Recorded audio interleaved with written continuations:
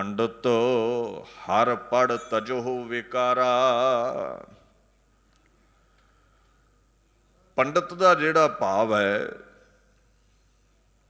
ਵਿਦਵਾਨ ਨੂੰ ਕਹਿ ਦਿੰਦੇ ਨੇ।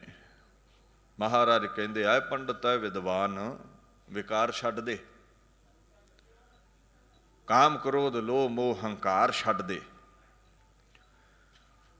ਜਿਹਦੇ ਕੋਲ ਵਿਦਵਤਾ ਹੈ, ਜੋ ਵਿਦਿਆ ਦੇ ਵਿੱਚ ਨਿਪੁੰਨ ਹੈ,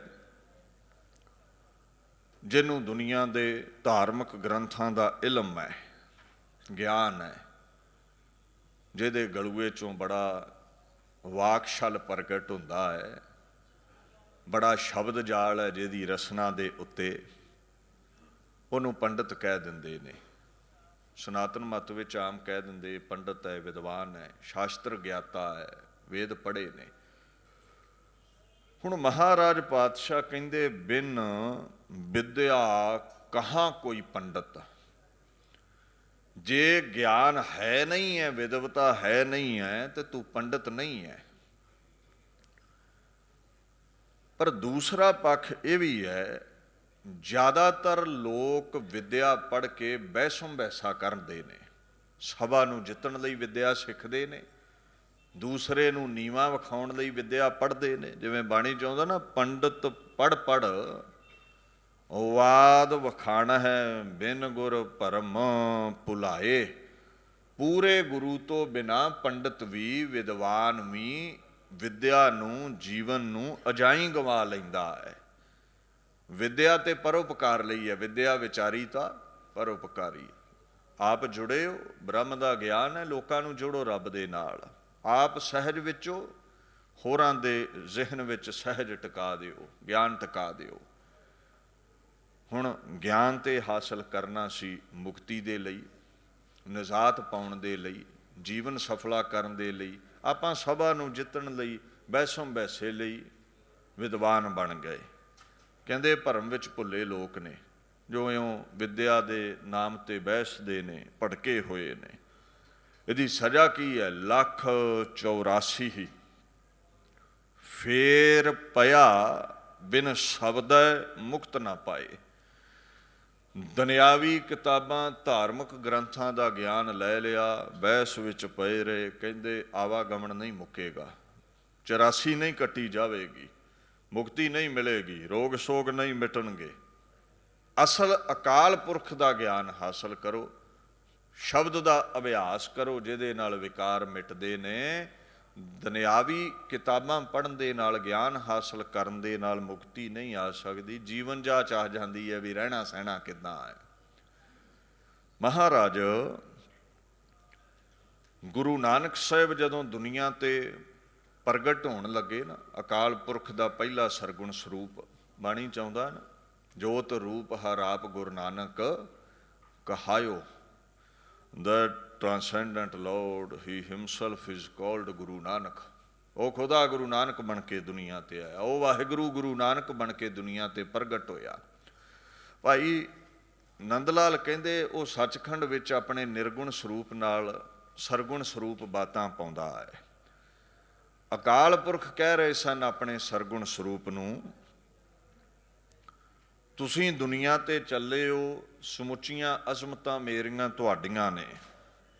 ਇਸ ਗੱਲ ਦਾ ਖਿਆਲ ਕਰਿਓ, ਇਹ ਜਿਹੜੀ ਲੋਕਾਈ ਹੈ ਨਾ, ਇਹ ਜਿਹੜੇ ਸੰਸਾਰੀ ਲੋਕ ਨੇ, ਮੇਰੇ ਨਾਮ ਪ੍ਰਤੀ ਇਹਨਾਂ ਦੇ ਅੰਦਰ ਭਰੋਸਾ ਨਹੀਂ ਹੈ, ਦ੍ਰਿੜਤਾ ਨਹੀਂ ਹੈ, ਅਟਲ ਸ਼ਰਧਾ ਨਹੀਂ ਹੈ।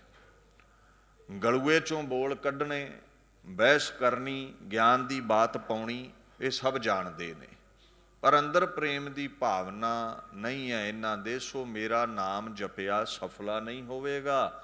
ਸੋ ਦੁਨੀਆ ਤੇ ਜਾ ਕੇ ਮੇਰੇ ਪ੍ਰਤੀ ਤੁਸੀਂ ਲੋਕਾਈ ਦੇ ਅੰਦਰ ਪ੍ਰੇਮ ਪੈਦਾ ਕਰੋ, ਭਾਵਨਾ ਪੈਦਾ ਕਰੋ। ਭਾਈ ਨੰਦ ਲਾਲ ਨੇ ਉਸ ਬਾਤਚੀਤ ਨੂੰ ਫਾਰਸੀ ਵਿੱਚ ਚਿਤਰਿਆ ਹੈ। ਨੇਸਤ ਸ਼ਾਰਾ ਬਾ ਜ਼ਿਕਰ ਇਸਤਕਲਾਲ, ਕਾਲ ਦਾ ਨੰਦ ਜ਼ੁਮਲਗਾਂ ਬੇਹਾਲ।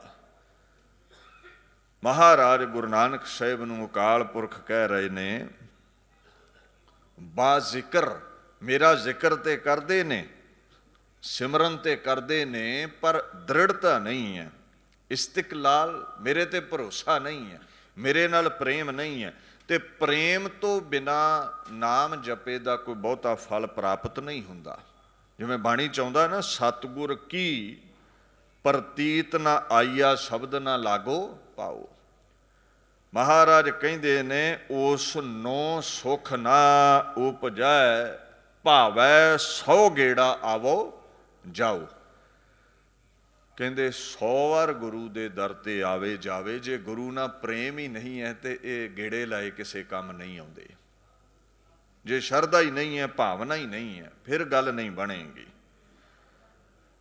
ਭਾਈ ਨੰਦ ਲਾਲ ਕਹਿੰਦੇ, ਅਕਾਲ ਪੁਰਖ ਕਹਿੰਦੇ, ਇਹਨਾਂ ਲੋਕਾਂ ਦੀ ਜਿਹੜੀ ਕਥਨੀ ਹੈ ਨਾ, ਉਹ ਹੋਰ ਹੈ, ਕਰਨੀ ਕੁਝ ਹੋਰ ਹੈ। ਕਥਨ ਕਰਨਾ ਸਾਰੇ ਹੀ ਜਾਣਦੇ ਨੇ, ਸਾਰੇ ਹੀ ਕਲਯੁਗ ਵਿੱਚ ਉਪਦੇਸ਼ਕ ਬਣੇ ਹੋਏ ਨੇ, ਅਮਲ ਕੋਈ ਵੀ ਨਹੀਂ ਕਰਦਾ ਆਪਣੀਆਂ ਗੱਲਾਂ ਤੇ। ਦੇਖੋ, ਕਥਾ ਕਰਨੀ, ਕੀਰਤਨ ਕਰਨਾ ਹੈ, ਕੋਈ ਔਖਾ ਵਿਸ਼ਾ ਨਹੀਂ ਹੈ। ਲੋਕਾਈ ਨੂੰ ਉਪਦੇਸ਼ ਦੇਣਾ ਔਖਾ ਵਿਸ਼ਾ ਨਹੀਂ ਹੈ। ਮੁਸ਼ਕਿਲ ਇਹ ਹੈ ਵੀ ਇਹ ਸਾਡੇ ਆਪਣੇ ਕੋਲੋਂ ਹੀ ਉਸ ਉਪਦੇਸ਼ ਤੇ ਨਹੀਂ ਚੱਲਿਆ ਜਾਂਦਾ ਤੇ ਲੋਕਾਂ ਨੂੰ ਕੀ ਚਲਾਉਣਾ ਹੈ। ਕਥਨੀ ਕਰਨੀ ਸੁਖਾਲੀ ਹੈ, ਅਮਲ ਕਰਨਾ ਬੜਾ ਔਖਾ ਹੈ। ਅਕਾਲ ਪੁਰਖ ਕਹਿੰਦੇ, ਆਏ ਗੁਰੂ ਨਾਨਕ ਮੇਰੇ ਸਰਗੁਣ ਸਰੂਪ, ਮੁਕਤੀ ਖੁਸ਼ੀਆਂ ਖੇੜੇ ਉਹਨਾਂ ਨੂੰ ਹੀ ਹਾਸਲ ਹੋਏ ਜਿਨ੍ਹਾਂ ਦੀ ਕਥਨੀ ਦੇ ਨਾਲ ਨਾਲ ਕਰਨੀ ਵੀ ਸੀ। ਜਿਨ੍ਹਾਂ ਕੋਲ ਕਰਨੀ ਹੈ ਨਹੀਂ, ਕੇਵਲ ਕਥਨੀ ਹੈ, ਕੇਵਲ ਅਲਫਾਜ਼ ਨੇ, ਉਹਨਾਂ ਨੂੰ ਕੁਝ ਹਾਸਲ ਨਹੀਂ ਹੁੰਦਾ। ਮਤ ਜਾਣ ਸਹਿ ਗੱਲੀ ਪਾਇਆ। ਇਹ ਨਾ ਸਮਝ ਵੀ ਗੱਲਾਂ ਨਾਲ ਪਰਮਾਤਮਾ ਮਿਲਦਾ ਹੈ। ਪ੍ਰੇਮ ਨਾਲ ਪ੍ਰਭੂ ਮਿਲੇਗਾ। ਜਿਨ ਪ੍ਰੇਮ ਕੀਓ ਤਿਨ ਹੀ ਪ੍ਰਭ ਪਾਇਓ। ਪੰਡਤ ਬੜੀਆਂ ਗੱਲਾਂ ਕਰਦੇ ਨੇ। ਮਹਾਰਾਜ ਕਹਿੰਦੇ ਕੀ ਹੈ, ਵਿਕਾਰ ਪੈਦਾ ਕਰ ਰਹੇ ਹੋ, ਵਿਦਿਆ ਪੜ੍ਹ ਲਈ, ਬਹਿਸ ਕਰਦੇ ਹੋ, ਸਭਾ ਨੂੰ ਜਿੱਤਦੇ ਹੋ, ਲਾਲਚ ਹੈ ਤੁਹਾਨੂੰ ਉਸਤਤੀ ਦਾ, ਲਾਲਚ ਹੈ ਤੁਹਾਨੂੰ ਮਾਇਆ ਦਾ। ਇਹਨਾਂ ਵਿਕਾਰਾਂ ਨੂੰ ਮਿਟਾਓ, ਪਰਮੇਸ਼ਵਰ ਦੇ ਗਿਆਨ ਨੂੰ ਹਾਸਲ ਕਰੋ, ਜਿਹਦੇ ਨਾਲ ਰੋਗ ਸੋਗ ਮਿਟਣ, ਤੁਹਾਡੀ 84 ਕੱਟੀ ਜਾਵੇ। ਪਰ ਜ਼ਿਆਦਾਤਰ ਕੀ ਹੈ, ਪ੍ਰਚਾਰਕ ਸ਼੍ਰੇਣੀ ਵਿਦਿਆ ਪੜ੍ਹ ਲੈਂਦੀ ਹੈ, ਪ੍ਰਚਾਰ ਕਰਦੀ ਹੈ, ਲੋਕਾਂ ਨੂੰ ਉਪਦੇਸ਼ ਕਰਦੇ ਨੇ, ਸਿਮਰਨ ਕਰੋ, ਭਜਨ ਕਰੋ, ਨਿਤਨੇਮ ਕਰੋ, ਪਰ ਆਪ ਨਹੀਂ ਕਰਦੇ। ਕਬੀਰ ਅਵਰਹਿ ਕਉ ਉਪਦੇਸ਼ ਤੇ, ਮੁਖ ਮੈਂ ਪਰ ਹੈ ਰੇਤ, ਰਾਸ ਬੇਰਾਨੀ ਰਾਖ ਤੇ, ਖਾਇਆ ਘਰ ਕਾ ਖੇਤ। ਕਹਿੰਦੇ ਹੋਰਾਂ ਨੂੰ ਉਪਦੇਸ਼ ਦੇ ਦਿੱਤਾ, ਨਾਮ ਜਪੋ, ਸੇਵਾ ਕਰੋ, ਭਜਨ ਕਰੋ, ਸਿਮਰਨ ਕਰੋ, ਅੰਮ੍ਰਿਤ ਵੇਲਾ ਸਾਂਭੋ। ਆਪ ਸੁੱਤਾ ਹੀ ਨਹੀਂ ਉੱਠਦਾ, ਆਪ ਕਦੇ ਚੌਂਕੜਾ ਹੀ ਨਹੀਂ ਲਾਇਆ, ਆਪ ਕਦੇ ਰੱਬ ਦੇ ਗੀਤ ਹੀ ਨਹੀਂ ਗਾਏ। ਅਜਾਈ ਚਲਿਆ ਗਿਆ ਕਹਿੰਦੇ ਉਪਦੇਸ਼ ਕਰਨਾ, ਸਫਲਾ ਨਹੀਂ ਹੋਵੇਗਾ। ਇਹ ਤੇ ਉਹ ਗੱਲ ਹੋਈ ਵੀ ਗਵਾਂਢੀਆਂ ਦੀ ਖੇਤੀ ਨੂੰ ਪਹਿਰੇਦਾਰ ਬਣ ਕੇ ਸਾਂਭ ਲਿਆ, ਆਪਣੀ ਖੇਤੀ ਉੱਜੜ ਗਈ। ਲੋਕਾਂ ਨੂੰ ਉਪਦੇਸ਼ ਕਰਦੇ ਰਹੇ, ਜਗਾਉਂਦੇ ਰਹੇ, ਆਪਣਾ ਸਭ ਕੁਝ ਲੁੱਟੀਦਾ ਗਿਆ। ਆਪ ਕੋਈ ਨਾਮ ਅਭਿਆਸ ਨਾ ਕੀਤਾ, ਰੱਬ ਦੇ ਗੀਤ ਨਾ ਗਾਏ, ਆਪਣੇ ਸ਼ੁਭ ਗੁਣ ਲੁੱਟੀ ਦੇ ਗਏ। ਕਾਮ ਕ੍ਰੋਧ ਲੋਭ ਮੋਹ ਹੰਕਾਰ ਨੇ ਸਤ ਸੰਤੋਖ ਦਇਆ ਧਰਮ ਰੂਪੀ ਪੂੰਜੀ ਲੁੱਟ ਲਈ। ਹੋਰਾਂ ਨੂੰ ਜਗਾਉਂਦੇ ਰਹੇ, ਆਪ ਸੁੱਤੇ ਹੀ ਰਹਿ ਗਏ। ਕਿਤਾਬਾਂ ਪੜ੍ਹ ਲਈਆਂ, ਗਿਆਨ ਲੈ ਲਿਆ, ਪਰ ਕੁਝ ਹਾਸਲ ਨਹੀਂ ਹੋਵੇਗਾ। ਕਹਿੰਦੇ ਤੂੰ ਆਪ ਅਮਲ ਵਿੱਚ ਨਹੀਂ ਲਿਆਂਦਾ ਇਸ ਗਿਆਨ ਨੂੰ। ਇੱਕ ਤੁਹਾਨੂੰ ਦ੍ਰਿਸ਼ਟਾਂਤ ਦਿੰਦਾ ਮੈਂ। ਹੁਣ ਕਾਗਜ਼ ਤੇ ਰੋਟੀ ਲਿਖਿਆ ਹੈ, ਤੁਸੀਂ ਪੜ੍ਹ ਲਿਆ, ਤੁਹਾਨੂੰ ਇਹ ਗਿਆਨ ਹੈ ਵੀ ਰੋਟੀ ਖਾਇਆ ਭੁੱਖ ਮਿਟਦੀ ਹੈ। ਪਰ ਕੀ ਕੇਵਲ ਪੜ੍ਹਨ ਦੇ ਨਾਲ ਭੁੱਖ ਮਿਟ ਜਾਵੇਗੀ? ਕਹਿੰਦੇ ਨਹੀਂ। ਭੁੱਖ ਕਿੱਦਾਂ ਮਿਟੇਗੀ? ਮੁਸ਼ੱਕਤ ਘਾਲੋ, ਕਮਾਈ ਕਰੋ, ਪੈਸਾ ਕਮਾਓ, ਰਸਤ ਲਿਆਓਗੇ ਤੇ ਫਿਰ ਕਿਤੇ ਰੋਟੀ ਪੱਕੇਗੀ, ਭੁੱਖ ਮਿਟੇਗੀ। ਗਿਆਨ ਹੋਣ ਨਾਲ ਕੁਝ ਨਹੀਂ ਹੋਵੇਗਾ। ਅੱਛਾ, ਹੁਣ ਕਾਗਜ਼ ਦੇ ਉੱਤੇ ਲਿਖਿਆ ਹੈ ਵੀ ਪਾਣੀ ਪਿਆਸ ਮਿਟਾਉਂਦਾ ਹੈ, ਤੁਸੀਂ ਪੜ੍ਹ ਲਿਆ, ਇਹਦੇ ਨਾਲ ਪਿਆਸ ਨਹੀਂ ਮਿਟਣੀ। ਗਿਆਨ ਹੋ ਗਿਆ ਤੁਹਾਨੂੰ, ਤੁਸੀਂ ਨਾ ਸਮਝ ਨਹੀਂ, ਇੰਨੀ ਕੁ ਸਮਝ ਰੱਖਦੇ ਹੋ, ਪੜ੍ਹ ਕੇ ਸਮਝ ਲੈਂਦੇ ਹੋ। ਪਰ ਜਿੰਨਾ ਚਿਰ ਘੜਾ ਨਹੀਂ ਲੱਭੇਗਾ, ਮੁਸ਼ੱਕਤ ਨਹੀਂ ਘਾਲੋਗੇ, ਖੂਹ ਨਹੀਂ ਲੱਭੇਗਾ, ਖੂਹ ਨਹੀਂ ਪੁੱਟੋਗੇ, ਉਹਨਾਂ ਚਿਰ ਪਿਆਸ ਨਹੀਂ ਮਿਟਣੀ। ਗਿਆਨ ਹੋ ਜਾਣਾ ਹੋਰ ਗੱਲ ਹੈ, ਅਮਲ ਕਰਨਾ ਹੋਰ ਗੱਲ ਹੈ। ਗਿਆਨੀ ਨਾਲੋਂ ਮੈਂ ਸੰਤ ਦੇ ਰੁਤਬੇ ਨੂੰ ਬੜਾ ਉੱਚਾ ਸਮਝਦਾ। ਉਹਦਾ ਕਾਰਨ ਪਤਾ ਕੀ ਹੈ? ਗਿਆਨੀ ਉਪਦੇਸ਼ ਕਰਦਾ ਹੈ, ਕਮਾਉਂਦਾ ਨਹੀਂ ਹੈ।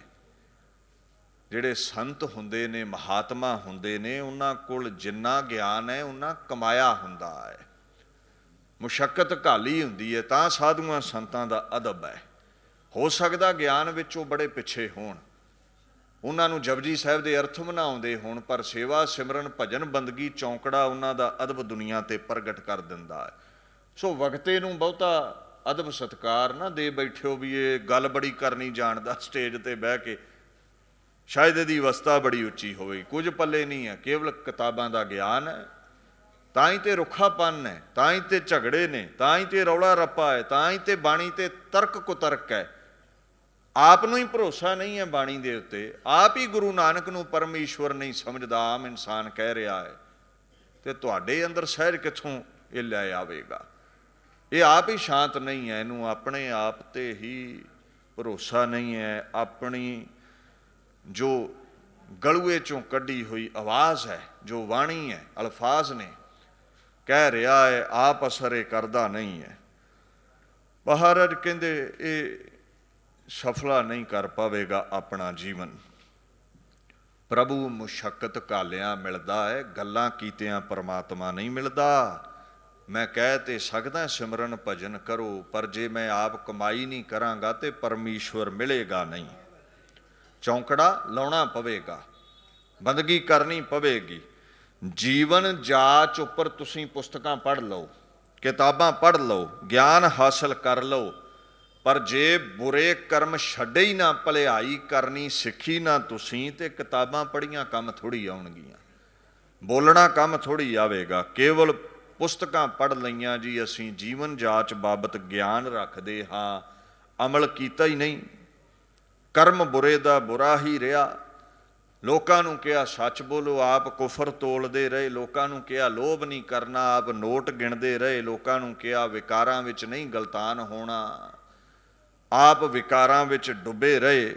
ਕਰਨੀ ਹੋਰ ਸੀ, ਕਥਨੀ ਹੋਰ ਸੀ। ਇਹ ਦੋਗਲਾ ਪੱਖ ਜਿਹੜਾ ਹੈ, ਗੁਰੂ ਗ੍ਰੰਥ ਸਾਹਿਬ ਕਹਿੰਦੇ ਪਾਰ ਨਹੀਂ ਲੱਗਣ ਦਵੇਗਾ। ਇੱਕ ਬੜੇ ਵੱਡੇ ਵਿਦਵਾਨ ਸ਼ੇਖ ਸਾਦੀ ਹੋਏ ਨੇ, ਉਹਨਾਂ ਇੱਕ ਉਦਾਹਰਣ ਦਿੱਤੀ ਹੈ। ਫਾਰਸੀ ਦੇ ਮਹਾਨ ਵਿਦਵਾਨ ਸਨ, ਉਹਨਾਂ ਦੇ ਅਲਫਾਜ਼ ਨੇ ਪਰਸ਼ੀਅਨ ਦੇ, ਇਲਮ ਚੰਦਾ ਕੇ ਬੇਸ਼ਤਰ ਖਾਮੀ, ਗਰਮਲ ਦਸਤੇ ਨੇਸਤ ਨਾਦਾਨੀ, ਨਾ ਮੁਹਰਤ ਬਵਦ, ਨਾ ਦਾਨੇਸ਼ ਮੰਦ, ਚਾਰ ਪਾਏ ਬਿਠੋਏ ਕਿਤਾਬੇ ਚੰਦ। ਕਹਿੰਦਾ ਮੈਂ ਵਿਦਵਾਨ ਆ, ਮੇਰੇ ਕੋਲ ਖੋਤਾ ਹੈ, ਕਿਤੇ ਉਹ ਕਿਤਾਬਾਂ ਉਹਦੇ ਤੇ ਲੱਦੀਆਂ। ਸ਼ੌਕੀਨ ਬੜੇ ਸਨ ਕਿਤਾਬਾਂ ਪੜ੍ਹਨ ਦੇ। ਅਸਲ ਦੇ ਵਿੱਚ ਕਹਿੰਦੇ ਗੱਲ ਇਹ ਹੈ, ਇੱਥੇ ਖੋਤੇ ਦੇ ਉੱਤੇ ਕਿਤਾਬਾਂ ਲੱਦੀਆਂ ਨੇ, ਉਧਰ ਬੰਦੇ ਨੇ ਦਿਮਾਗ ਤੇ ਲੱਦੀਆਂ ਹੁੰਦੀਆਂ ਵੀ ਮੈਂ ਬੜੀਆਂ ਪੜ੍ਹੀਆਂ ਨੇ। ਤੇ ਜੇ ਉਹਨਾਂ ਕਿਤਾਬਾਂ ਪੜ੍ਹੀਆਂ ਹੋਈਆਂ ਦਾ ਜੀਵਨ ਵਿੱਚ ਅਸਰ ਕੋਈ ਨਹੀਂ ਹੈ, ਤੇ ਕਹਿੰਦੇ ਇਹ ਬੰਦਾ ਖੋਤੇ ਵਰਗਾ ਹੀ ਹੈ, ਭਾਰ ਚੁੱਕੀ ਫਿਰਦਾ ਦਿਮਾਗ ਤੇ ਕਿਤਾਬਾਂ ਦਾ। ਜਦੋਂ ਜੀਵਨ ਵਿੱਚ ਢਾਲਿਆ ਹੀ ਕੁਝ ਨਹੀਂ ਹੈ, ਤੇ ਕਿਤਾਬਾਂ ਚੁੱਕੀਆਂ, ਕਿਤਾਬਾਂ ਪੜ੍ਹੀਆਂ, ਝੋਲੇ ਵਿੱਚ ਪਾਈਆਂ, ਕਿਸ ਕੰਮ ਆਈਆਂ? ਸੋ ਇਸ ਗੱਲ ਦਾ ਖਿਆਲ ਕਰਿਓ, ਕਥਨੀ ਦੇ ਨਾਲ ਛੁੱਟਿਆ ਨਹੀਂ ਜਾਣਾ, ਕਿਤਾਬਾਂ ਪੜ੍ਹਿਆ ਛੁੱਟਿਆ ਨਹੀਂ ਜਾਣਾ, ਅਮਲ ਕਰਨਾ ਪਵੇਗਾ। ਕਥਨ ਹੈ ਕਹਿਣ ਨਾ ਛੁੱਟੀਐ, ਨਾ ਪੜ੍ਹ ਪੁਸਤਕ ਭਾਰ। ਜਿੰਨਾ ਮਰਜ਼ੀ ਭਾਰ ਉਠਾ ਲਓ, ਕਿਤਾਬਾਂ ਪੜ੍ਹ ਲਓ, ਕਥਨੀ ਕਰ ਲਓ, ਕਥਾ ਵਿਚਾਰ ਕਰ ਲਓ, ਕੀਰਤੀ ਗਾ ਲਵੋ, ਜਿੰਨਾ ਚਿਰ ਅੰਦਰ ਭਾਵਨਾ ਨਹੀਂ ਹੈ, ਪ੍ਰੇਮ ਨਹੀਂ ਹੈ, ਆਪ ਅਮਲ ਨਹੀਂ ਕੀਤਾ ਉਹਨਾਂ ਅਲਫਾਜ਼ਾਂ ਤੇ, ਉਹਨਾਂ ਚਿਰ ਮੁਕਤੀ ਨਹੀਂ ਮਿਲਣੀ, ਨਾ ਰੋਗਾਂ ਤੋਂ, ਨਾ ਸੋਗਾਂ ਤੋਂ, ਨਾ 84 ਲੱਖ ਦੇ ਬੰਧਨਾਂ ਤੋਂ। ਕਹਿਨ ਕਹਾਵਨ ਸਗਲ ਜੰਜਾਰ, ਨਾਨਕ ਦਾਸ ਸੱਚ ਕਰਨੀ ਸਾਰ। ਮਹਾਰਾਜ ਕਹਿੰਦੇ ਕਿਹਾ ਗੱਲ ਨਹੀਂ ਬਣਨੀ, ਕਰਨੀ ਵਿੱਚ ਲਿਆ ਜੋ ਕੁਝ ਪੜ੍ਹਿਆ ਹੈ। ਤੂੰ ਕੀ ਪੜ੍ਹਿਆ ਸੀ? ਅੰਮ੍ਰਿਤ ਵੇਲਾ ਸਾਂਭਣਾ, ਚੌਂਕੜਾ ਲਾ ਉੱਠ। ਕੀ ਪੜ੍ਹਿਆ ਸੀ? ਸੇਵਾ ਕੀਤਿਆਂ ਮੁਕਤੀ ਮਿਲਦੀ ਹੈ। ਭਾਂਡੇ ਮਾਂਜ, ਮਨੁੱਖਤਾ ਦੀ ਸੇਵਾ ਕਰ। ਪੜ੍ਹਿਆ ਕੀ ਹੈ? ਇਨਸਾਨ ਦਾ ਧਰਮ ਇਨਸਾਨੀਅਤ ਹੈ, ਦਇਆ ਕਰਨੀ। ਇਹਨੂੰ ਅਮਲ ਵਿੱਚ ਲਿਆ, ਗਰੀਬ ਗੁਰਬੇ ਤੇ ਦਇਆ ਕਰ, ਫਿਰ ਗੱਲ ਬਣੇਗੀ। ਦੇਖੋ, ਗੁਰਮਤ ਦੇ ਵਿੱਚ ਪੰਡਤ ਉਸ ਨੂੰ ਕਿਹਾ ਗਿਆ ਜਿਸ ਨੇ ਪੜ੍ਹ ਕੇ ਅਮਲ ਕੀਤਾ ਹੈ। ਕੇਵਲ ਵਿਦਵਤਾ ਭਰਪੂਰ ਹੋ ਜਾਣਾ, ਇਉਂ ਹੋਰਾਂ ਧਰਮਾਂ ਵਿੱਚ ਵਿਦਵਾਨ ਪੰਡਤ ਕਿਹਾ ਜਾ ਸਕਦਾ, ਸਿੱਖੀ ਵਿੱਚ ਉਹਨੂੰ ਪੰਡਤ ਨਹੀਂ ਸਮਝਿਆ ਗਿਆ। ਮਹਾਰਾਜ ਕਹਿੰਦੇ ਨੇ, ਸੋ ਪੰਡਤ ਜੋ ਮਨ ਪ੍ਰਬੋਧੈ, ਰਾਮ ਨਾਮ ਆਤਮ ਮਹਿ ਸੋਧੈ, ਰਾਮ ਨਾਮ ਸਾਰ ਰਸ ਪੀਵੈ, ਉਸ ਪੰਡਤ ਕੈ ਉਪਦੇਸ਼ ਜਗ ਜੀਵੈ। ਕਹਿੰਦੇ ਜੇ ਅਸਲ ਪੰਡਤ ਬਣਨਾ ਹੀ ਤੇ ਜਿਹੜਾ ਪਰਮੇਸ਼ਵਰ ਬਾਬਤ ਤੂੰ ਗਿਆਨ ਹਾਸਲ ਕੀਤਾ ਏ ਉਹਦੇ ਨਾਲ ਆਪਣੇ ਮਨ ਨੂੰ ਸਮਝਾ, ਲੋਕਾਂ ਨੂੰ ਬਾਅਦ ਵਿੱਚ ਸਮਝਾਉਣ ਜਾਈ।